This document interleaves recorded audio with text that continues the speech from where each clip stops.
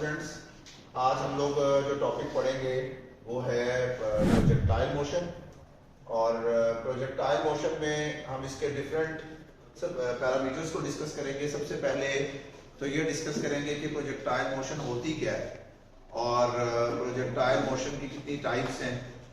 ठीक है, सबसे पहली बात तो ये है कि देखें, अगर मैं ये मार्कर अभी आप लोगों की तरफ टॉस कर देता हूँ, मार्कर फेंकता हूँ ऐसे, तो ये जो मार्कर है आप नोट करें कि ये पहले जो है वो ऊपर जाएगा और फिर ये उसके बाद नीचे आएगा।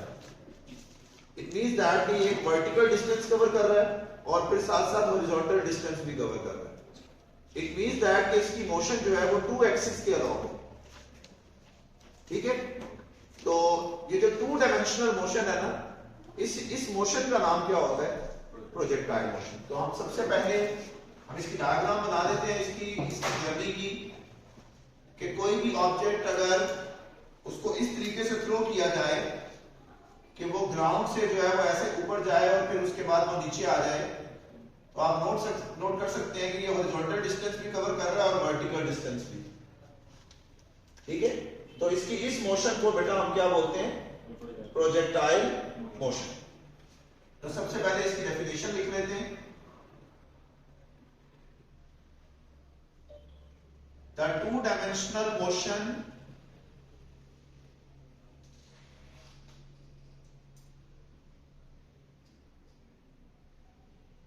of a body under the action of gravity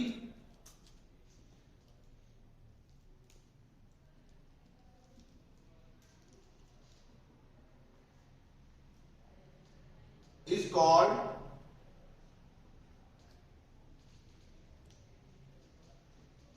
projectile motion. अब बच्चों इसमें जो सबसे ज्यादा जरूरी बात है वो ये है कि चूंकि ये टू डायमेंशनल मोशन है, इट मींस दैट कि इसके अंदर हमें कितने डिस्टेंसेस डिटरमिन करने पड़ेंगे? दो डिस्टेंसेस के रिलेशन निकालने। एक डिस्टेंस है हॉरिजॉन्टल, ये वाला डिस्टेंस, इसको बोलते हैं रेंज ऑफ प्रोजेक्टाइल। जो हॉरिजॉन्टल डिस्टेंस होता है ना, जो प्रोजेक्टाइल कवर करता है, उसको बोलते हैं रेंज। और ये जो वर्टिकल डिस्टेंस कवर कर रहा है इसको बोलते हैं हाइट। ठीक है जी, पहली बात तो ये होगी कि इसके अंदर हमें दो डिस्टेंसेस डिटरमिन करने हैं। उसके अलावा इसके अंदर हमें वेलोसिटीज दो होंगी, इसमें एक एक्स एक्सिस के अलोंग और एक क्या होगी? एक्सेलरेशंस दो होंगे, एक एक्स एक्सिस के अलोंग और एक।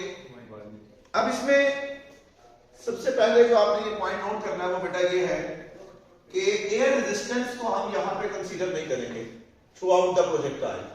तो हम ये कहते हैं कि इन प्रोजेक्टाइल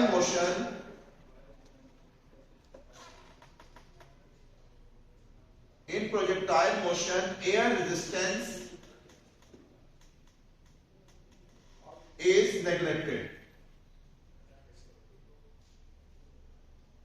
ठीक है, इसको हम एक की पॉइंट बना देते हैं कि एयर रेजिस्टेंस जो है प्रोजेक्टाइल मोशन में हम उसको नेग्लेक्ट करेंगे, उसको कंसीडर नहीं करेंगे। अब आप खुद सोचें कि जब हम एयर रेजिस्टेंस को नेग्लेक्ट कर रहे हैं, हम ये कह रहे हैं कि एयर रेजिस्टेंस नहीं लग रही। सपोज करें कि एक मार्कर है, मैंने आपकी तरफ फेंका है और मैं ये कह रहा हूं कि सामने से कोई एयर नहीं लग रही, तो इट मींस दैट कि जब फोर्स नहीं लग रही तो इट मींस कि जो सामने वाला एक्सेलरेशन है वो भी प्रोड्यूस नहीं होगा। ऑब्वियसली एक्सेलरेशन कौन प्रोड्यूस करता है?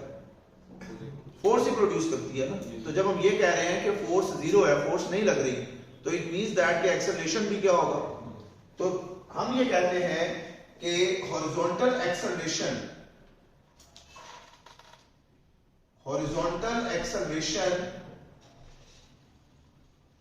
इन प्रोजेक्टाइल मोशन इज जीरो। आप इसको हॉरिजॉन्टल कंपोनेंट ऑफ एक्सेलरेशन कह लो या हॉरिजॉन्टल एक्सेलरेशन कह लो, इज जीरो। यानी इसमें ए एक्स जीरो होगा। ठीक है, अच्छा अब नोट करें कि अगर मैं यहां पे इसकी वेलोसिटी लेता हूं, मैंने सपोज करो किसी वेलोसिटी से इसको थ्रो किया। अब सपोज करो यहां से इसको इनिशियल वेलोसिटी देके थ्रो कर रहा हूं, और जब ये यहां पहुंचेगा तो मैंने इसकी वेलोसिटी निकालनी है, तो वो बेटा होगी टेंजेंट के अलॉन्ग। ये वेलोसिटी टेंजेंट के अलॉन्ग होगी, final velocity. Final velocity will be along tangent. उधर रख दें इसको, final velocity will be along tangent. अब इसके अगर हम कंपोनेंट्स बना लें, इसके कंपोनेंट्स बनाते हैं बेटा, तो यहां पे ये जो अपवर्ड वाला कंपोनेंट है ये होगा VFY, और ये वाला जो कंपोनेंट होगा ये होगा VFX। दो कंपोनेंट हो गए इसके, एक हो गया VFY और एक हो गया VFX। अब हम ये कह रहे हैं कि ये जो वेलोसिटी का x कंपोनेंट है ये सेम रहेगा, इसलिए क्योंकि एक्सेलरेशन जीरो है। जब एक्सेलरेशन जीरो हो तो वेलोसिटी क्या होती है? कांस्टेंट। इट मींस दैट कि VIX और VFX ये दोनों इक्वल होंगे through out the projectile. Horizontal component of velocity projectile motion में चेंज नहीं होता। ये भी एक की पॉइंट है, इसको भी नोट कर लेते हैं। अब इसी तरह अगर मैं आपसे ये पूछता हूं कि बताएं जब ये टॉप पे जाएगा हाईएस्ट पॉइंट पे, तो यहां प्रोजेक्टाइल की वेलोसिटी क्या होगी? बताएं। अगर एक प्रोजेक्टाइल हाइट पे जाता है तो यहां इसकी वेलोसिटी क्या होगी? जीरो। कई बच्चे कह रहे हैं जीरो, हालांकि जीरो नहीं होगी। यहां पे जो इसकी वेलोसिटी होगी बेटा वो हॉरिजॉन्टल कंपोनेंट तो एग्जिस्ट कर रहा होगा। मैंने यही बोला आपसे कि हॉरिजॉन्टल कंपोनेंट चेंज नहीं होता।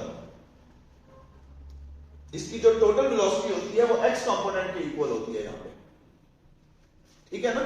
तो इसमें प्रोजेक्टाइल मोशन में ये प्रोजेक्टाइल मोशन की एक इंडिकेशन भी है कि ऐसी मोशन जिसमें वेलोसिटी कभी भी जीरो नहीं होती। Velocity through out the projectile motion क्या रहती है? सेम रहती है। इवन अगर इसका मैं यहां पे एक ग्राफ भी आपसे कहूं, टोटल वेलोसिटी का ग्राफ, तो यहां पे इसकी टोटल वेलोसिटी का जो ग्राफ होगा बेटा वो यूं होगा कि अगर हम यहां पे वेलोसिटी ले लें विद रिस्पेक्ट टू टाइम, तो जब आपने इसको थ्रो किया तो वेलोसिटी कांस्टेंटली डिक्रीज हो रही है, ऐसे आ रही है वेलोसिटी, ठीक है? और उसके बाद जब ये हाईएस्ट पॉइंट पे जाएगा तो वेलोसिटी की कोई सर्टेन वैल्यू होगी और उसके बाद ये ग्राफ यहां से शुरू हो जाएगा। इसका ये ग्राफ बनता है ऐसे। तो ये जो प्रोजेक्टाइल मोशन होता है ना, इसकी वेलोसिटी कभी भी जीरो नहीं होती। मिनिमम जरूर होती है यहां पे, लेकिन जीरो नहीं होगी, ठीक है? तो इसका वेलोसिटी टाइम ग्राफ कुछ इस तरह से बनेगा। अच्छा, अब उसके बाद आ जाओ वर्टिकल कंपोनेंट।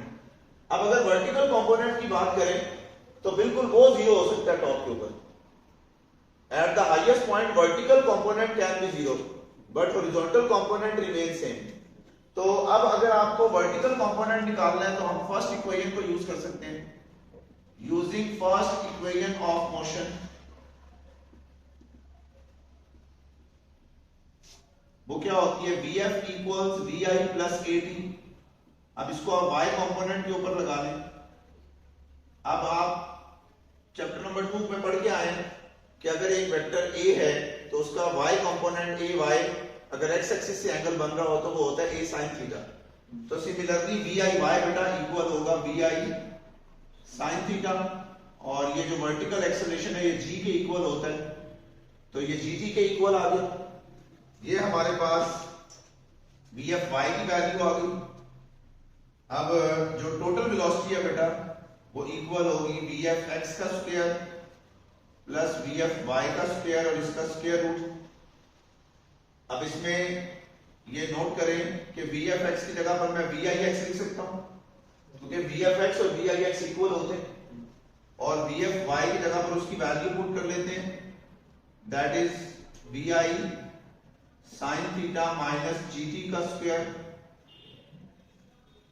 अब VI cos थीटा के इक्वल होता है, तो ये हो जाएगा VI square cos square theta. इसका स्क्वायर ओपन करें, जैसे आप a माइनस b का स्क्वायर ओपन करते हैं, तो ये हो जाएगा VI square sin square theta plus G square T square और plus 2GT VI sin theta.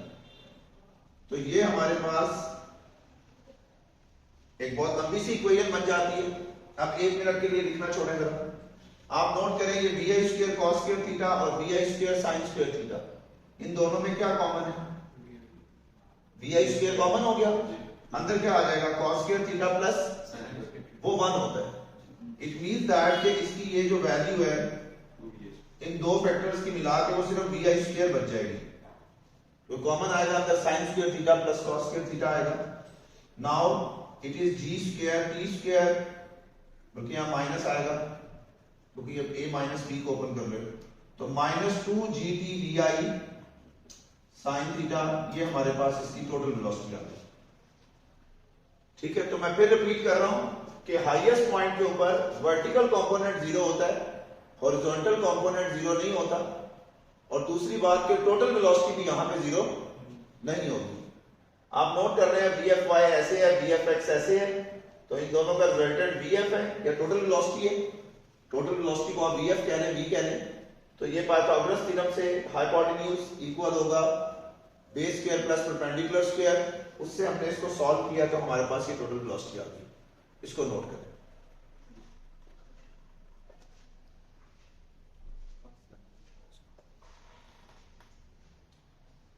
अच्छा जी, अब सेकंड चीज जो हमने निकालनी है बेटा इसमें वो है time of flight. Time of flight की डेफिनेशन लिख लें, लिखें, लिखे the time during which a projectile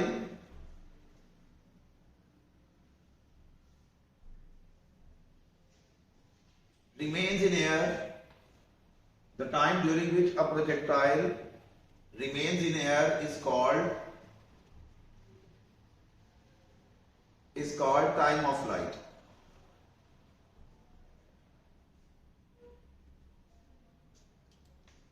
अच्छा, अब बेटा ये जो टाइम ऑफ फ्लाइट है ना, इसको कैपिटल टी से रिप्रेजेंट करते हैं, यानी कि प्रोजेक्टाइल, सपोज करें, मैं डायग्राम दोबारा बना रहा हूं कि अगर एक प्रोजेक्टाइल है वो यहां से चला है और यहां पे आ रहा है, तो जितना उसमें टोटल टाइम वो हवा में रहा, जितनी टाइम वो एयर में रहा, that is called time of flight and it is represented by capital T.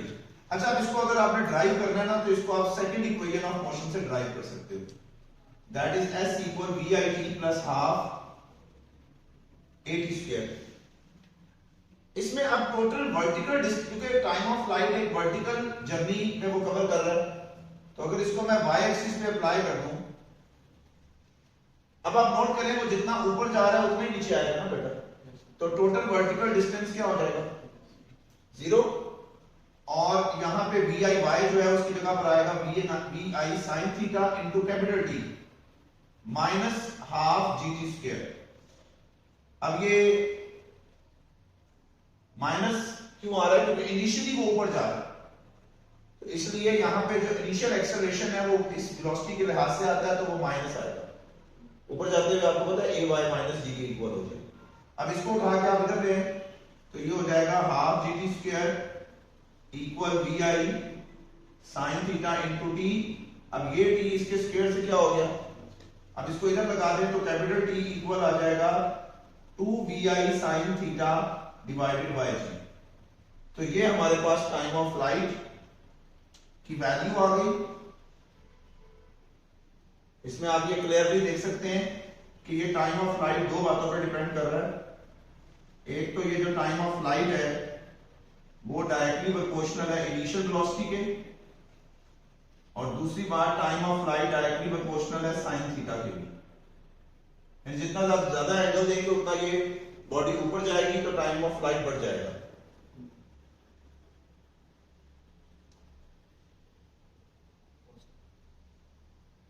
ठीक है जी। अच्छा, एक बात मुझे बताएं, अगर मैं आपसे कहता हूं कि the time during which the projectile was airborne वो 10 सेकंड है, तो बताएं यहां इस हाइट तक जाने में उसको कितना टाइम लगेगा। अगर पूरी जर्नी में 10 सेकंड लग रहे हैं तो ऑब्वियसली आधे लगेंगे। इट मींस दैट ये जो टाइम ऑफ फ्लाइट आया है बच्चों, इसको अगर मैं 2 से डिवाइड कर दूं तो ये time to reach maximum height नहीं हो जाएगा, है ना। तो time to reach maximum height भी यही लिख देते हैं, time to reach maximum height, इसको स्मॉल टी कहते हैं, और ये टाइम ऑफ फ्लाइट का हाफ होता है लॉजिकली। आप इस वैल्यू को जब 2 से डिवाइड करेंगे तो ये 2 इस नीचे वाली 2 वैल्यू से कैंसिल हो जाएगा, तो time to reach maximum height आ जाएगा बेटा vi sin theta divided by g। ठीक है जी, इसको नोट करना है आप। यानी टाइम ऑफ फ्लाइट को 2 से डिवाइड कर दें तो time to reach maximum height आ जाता है।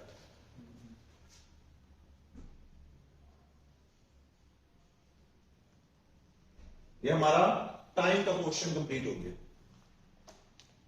अब मैंने शुरू में आपसे बात की थी कि हमें बेसिकली 2 डिस्टेंसेस भी निकालने हैं इसमें। आप नोट करें, हमने 2 एक्सेलरेशंस की बात कर ली, हमने 2 वेलोसिटीज की बात कर ली, हमने टाइम ऑफ फ्लाइट निकाल लिया, and now we are going to determine और talk about the distances.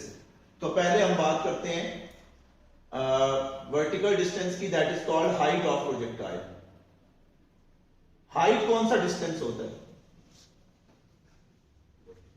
Projectile जितना मैक्सिमम डिस्टेंस वर्टिकली कवर करता है that is called height of projectile. तो इसकी भी डेफिनेशन लिखें the maximum vertical distance, the maximum vertical distance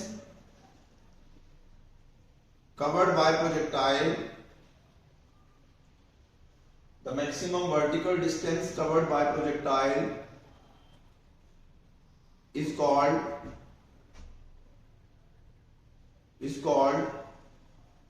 height of projectile। अब आप इसको थर्ड इक्वेशन से भी ड्राइव कर सकते हैं, सेकंड से भी कर सकते हैं, थर्ड से भी कर सकते हैं। तो हम थर्ड से कर लेते हैं, वो जरा इजी होगा।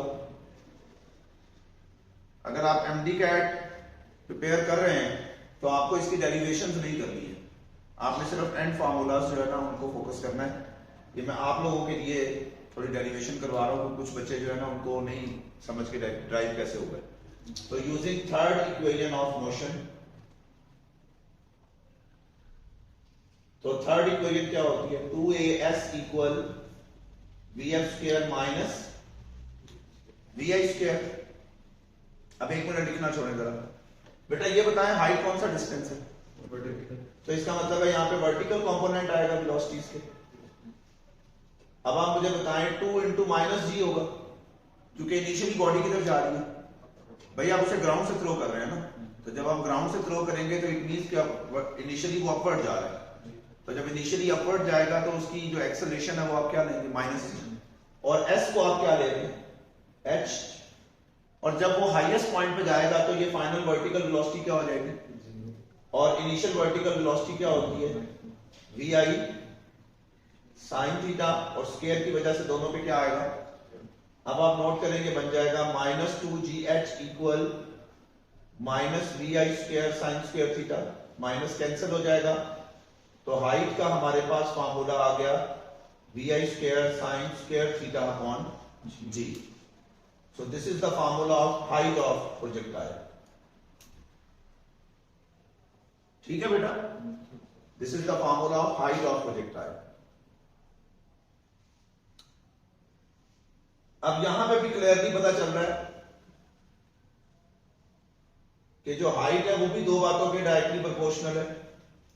Height is directly proportional to vi square, और height is directly proportional to sin square theta as well. अच्छा, अब मैं आपसे एक क्वेश्चन पूछता हूं कि बताएं कितने एंगल पर हाइट मैक्सिमम होगी?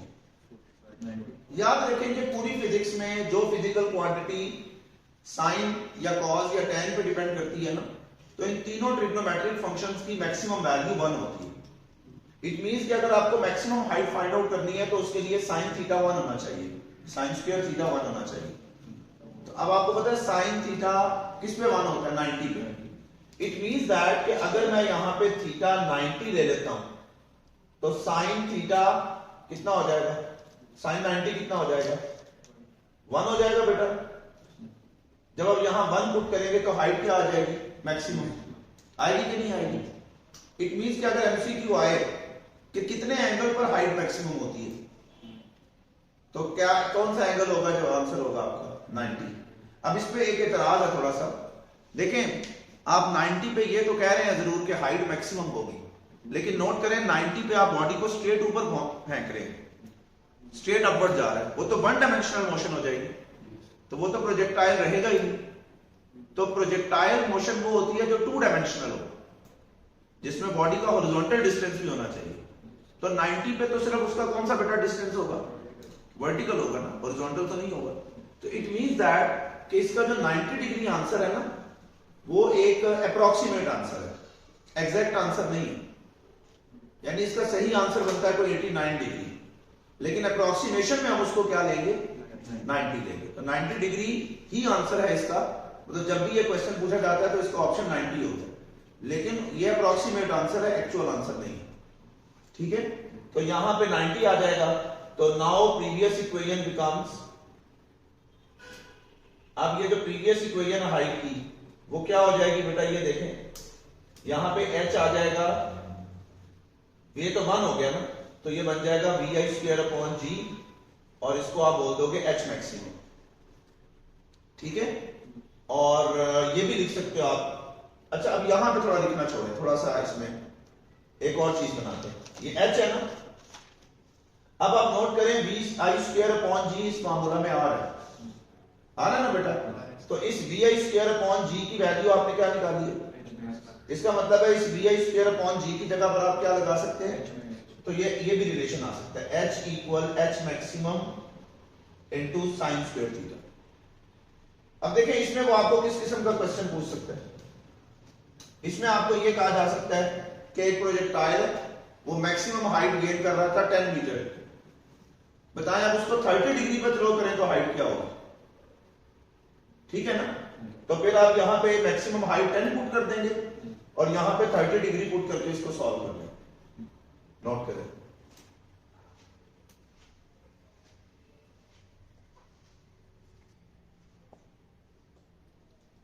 जी स्टूडेंट्स, अब हमने हाइट की बात कर ली थी, टाइम ऑफ फ्लाइट की बात कर ली, अब हम रेंज की बात करते हैं कि रेंज क्या होती है।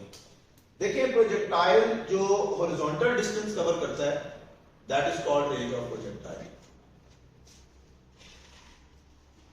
सपोज करें कि ये प्रोजेक्टाइल ने ये जो हॉरिजॉन्टल डिस्टेंस कवर किया है, दैट इज कॉल्ड रेंज। इससे पहले हमने हाइट निकाली थी, वो वर्टिकल डिस्टेंस है।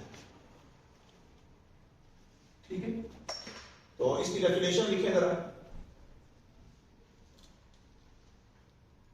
लिखें जी, the horizontal distance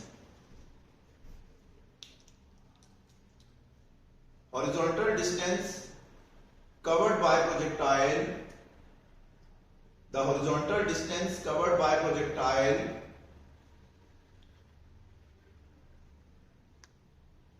is called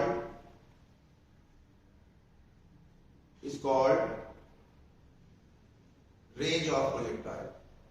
The horizontal distance covered by projectile is called range of projectile. अब इसको ड्राइव कैसे करते हैं, हम इसमें ये फार्मूला यूज कर लेते हैं, S=vt। अच्छा, इस फार्मूला की ना कंडीशन है, ये फार्मूला आप हर जगह यूज नहीं कर सकते। ये फार्मूला सिर्फ आप तभी यूज कर सकते हैं बेटा जब वेलोसिटी कांस्टेंट हो, यूनिफॉर्म वेलोसिटी हो। तो हमने तो ये पहले ही बोला है कि जो हॉरिजॉन्टल कंपोनेंट ऑफ वेलोसिटी होता है वो कांस्टेंट होता है।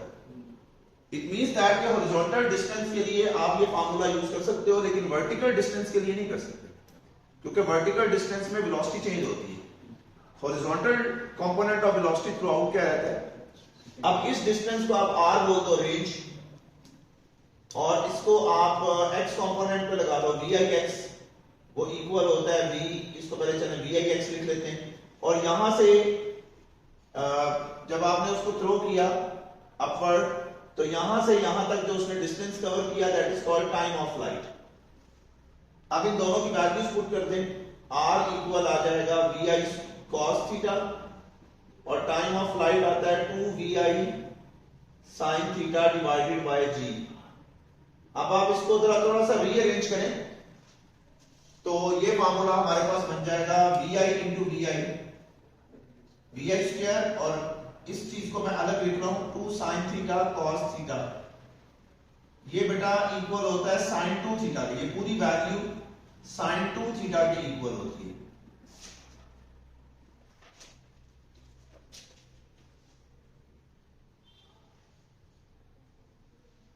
ठीक है, तो 2 sin theta cos theta sin 2 theta के इक्वल होता है, इसको आप याद कर ले। वैसे इसका एक मैथमेटिकल प्रूफ भी है कि sin alpha plus beta equal होता है sin alpha cos beta plus cos alpha sin beta.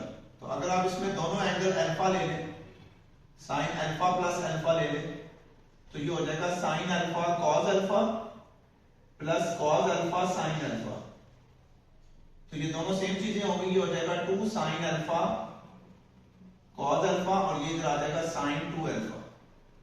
तो अब आप अल्फा को थीटा बोल लें, तो sin 2 थीटा इक्वल हो जाएगा 2 sin थीटा cos थीटा। तो ये इसका प्रूफ है छोटा सा, जरूरत नहीं है। अगर आप एफएससी की इवन मैथ्स के जो स्टूडेंट्स होते हैं उनको इसका पता होता है, और जो मेडिकल जो एमडी कैट के स्टूडेंट्स हैं उनको इसकी जरूरत नहीं है, लेकिन मैंने फिर भी उसको लिख दिया है ताकि कभी आपको जरूरत हो तो आप इसको यहां से ले सकते हैं कि ये कहां से ड्राइव हो।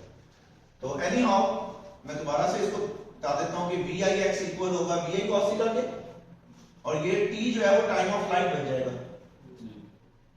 क्योंकि लॉन्चिंग से लेकर लैंडिंग तक वो आप पूरा डिस्टेंस निकाल रहे हो, तो वो टाइम ऑफ फ्लाइट बन जाता है। तो वो यहां पे पुट कर दें, 2 vi sin theta divided by g हो जाएगा। तो ये 2 vi into vi वो कितना हो जाएगा, vi square 2 sin theta cos theta divided by g। तो ये बन गया 2 sin theta cos theta, 2 sin theta cos theta sin 2 theta के इक्वल हो गया। अच्छा, अब फिर वही बात, ये तो रेंज का फार्मूला बन गया, और रेंज भी आप नोट करें, दो चीजों के डायरेक्टली प्रोपोर्शनल है, एक vi स्क्वायर के और दूसरा sin 2 थीटा के। इसमें स्क्वायर और 2 का ख्याल रखना है, it is not sin square theta, it is sin 2 theta. अच्छा, अब बेटा मुझे एक बात बताएं कि अगर मुझे मैक्सिमम रेंज निकालनी है तो मुझे ये पूरी वैल्यू कितनी रखनी पड़ेगी, 1। यानी अगर मैं sin 2 थीटा को 1 के इक्वल रख लेता हूं तो फिर रेंज क्या हो जाएगी, मैक्सिमम। तो इसका फार्मूला क्या बन जाएगा, vi स्क्वायर अपॉन g। और इधर देखें, इस इक्वेशन को मैं इक्वेशन 1 बोल देता हूं क्योंकि आगे काम आएगी हमारे। और इधर देखें, हम साइन को इधर ले जाएं तो 2 थीटा इक्वल आ जाएगा साइन इनवर्स 1, ये होता है 45 डिग्री। तो इस सॉरी साइन इनवर्स 1 होता है 90 डिग्री। अब इसको डिवाइड करेंगे तो 45 डिग्री। इट मींस दैट के रेंज कितने एंगल पर मैक्सिमम होती है। तो यहां पर अगर आप 45 पे पुट कर दें तो 2 into 45 90, sin 90 कितना होता है, तो ये हमारे पास मैक्सिमम रेंज का फार्मूला आ गया। तो formula for the maximum range is vi square upon g। अच्छा, अब इसी तरह नाउ इक्वेशन 1 बिकम्स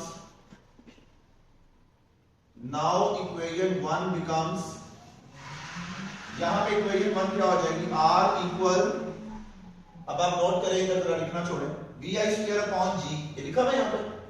इसकी आपने वैल्यू क्या निकालनी है, r मैक्स। तो ये वैल्यू यहां पे पुट कर दें तो रेंज और मैक्सिमम रेंज का भी रिलेशन निकल आया।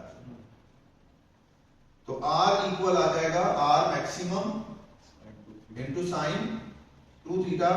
तो ये फार्मूला भी हमारे लिए बड़ा हेल्पफुल होता है कि अगर वो आपको वेलोसिटी ना दे, देखें अगर वो आपको वेलोसिटी और एंगल देगा, रेंज पूछेगा तो आप ये कर लेंगे, लेकिन सम टाइम वो आपको वेलोसिटी नहीं देता, वो आपको मैक्सिमम रेंज दे देता है। एग्जामिनर आपसे ये कहता है कि एक प्रोजेक्टाइल है, उसकी मैक्सिमम रेंज है 100 मीटर, ठीक है, तो बताएं उसकी रेंज 45 डिग्री पे तो मैक्सिमम होती है ना, 45 डिग्री पे 100 मीटर है, तो वो कहता है बताएं 30 डिग्री पे कितनी होगी, 60 डिग्री पे कितनी होगी। अब उसने कोई वेलोसिटी नहीं दी आपको, उसने आपको मैक्सिमम रेंज देके किसी और एंगल पे रेंज पूछ है, तो आप ये फार्मूला यूज करेंगे फिर। अच्छा, इसमें एक बड़ा फेमस एमसीक्यू भी है, कितने एंगल पर रेंज मैक्सिमम होती है बताएं जरा, 45 है ना, तो कितने एंगल पर हाफ होगी, अगर 45 डिग्री पे रेंज मैक्सिमम है तो कितने एंगल पर रेंज अपनी मैक्सिमम वैल्यू का हाफ हो जाएगी, 90 पे तो 0 हो जाएगी ना, क्योंकि 90 पे तो वो हॉरिजॉन्टली जाएगा नहीं, वो तो ऊपर जाके नीचे आ जाएगा। नहीं,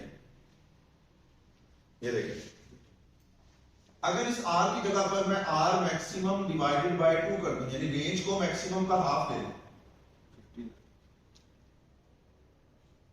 आप नोट करें ये कैंसिल हो जाएगा, इस साइन को इधर लें, साइन इनवर्स 1/2 इक्वल्स 2 थीटा।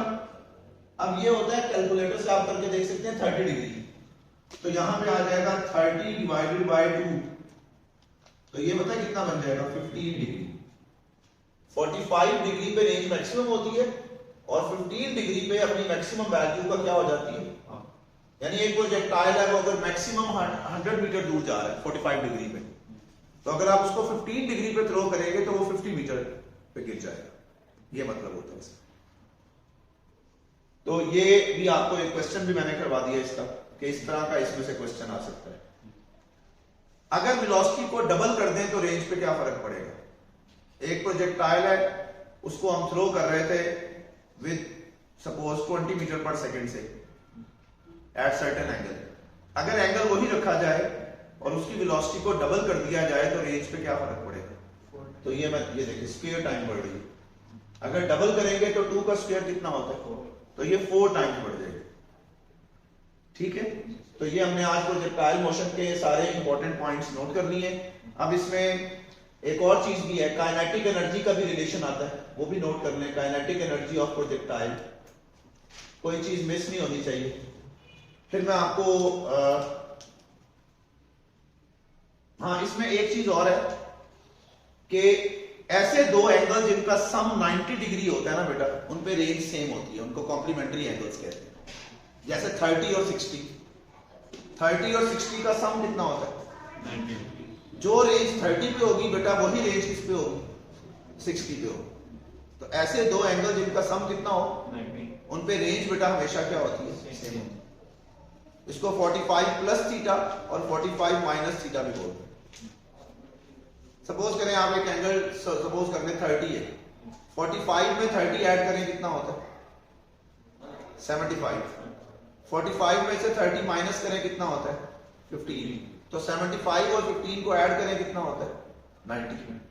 तो जो रेंज 45 प्लस थीटा पे होगी वही रेंज 45 माइनस थीटा पे होगी। अच्छा, और अब काइनेटिक एनर्जी ये देखें, काइनेटिक एनर्जी अगर मैं हाईएस्ट पॉइंट पे निकालता हूं, kinetic energy at highest point,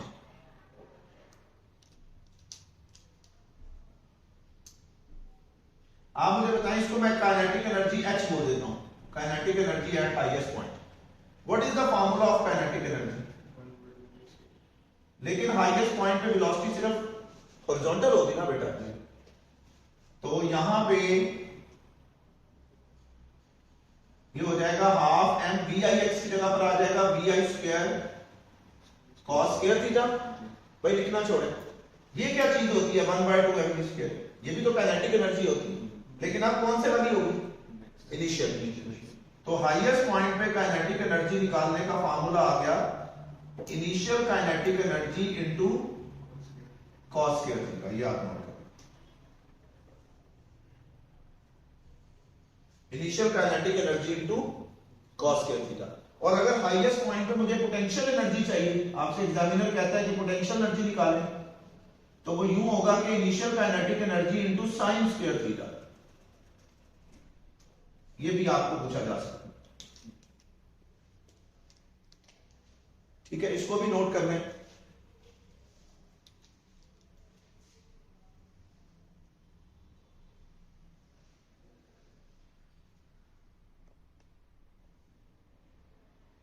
अच्छा, अब बेटा जरा एक छोटे से 2-3 पॉइंट्स हैं, फिर इस टॉपिक को हम खत्म करते हैं। अगर आपको रेंज और हाइट को इक्वेट कर देना आपस में और एंगल निकालना है, यहां पे रेंज का फार्मूला लिखें, यहां पे हाइट का फार्मूला लिखें, यहां पे मैं लिख देता हूं, कोई रिफ्लेक्शन हो रही है। रेंज और हाइट को इक्वेट कर दे तो एक ऐसा एंगल जिसपे ये दोनों इक्वल होते हैं ना बेटा, वो आएगा 76.3। अगर आप इसको सॉल्व करें तो कितने एंगल पर रेंज और हाइट इक्वल होते हैं, ये आप मेमोराइज कर लें कि at the angle of 76 degree range and height becomes equal. दूसरी बात, इनके कुछ रिलेशन भी हैं। जैसे रेंज दे के अगर हाइट पूछी हो या हाइट दे के रेंज पूछी हो तो ये फार्मूला होता है r tan theta equals 4h। इसको भी नोट कर लें, r tan theta equals 4h। ये रेंज और हाइट का रिलेशन है, ठीक है। यहां से थोड़ा सा मैं मिटा देता हूं, ये पॉइंट मैंने बता दिया आपको। तो ये पहला रिलेशन हो गया रेंज और हाइट का।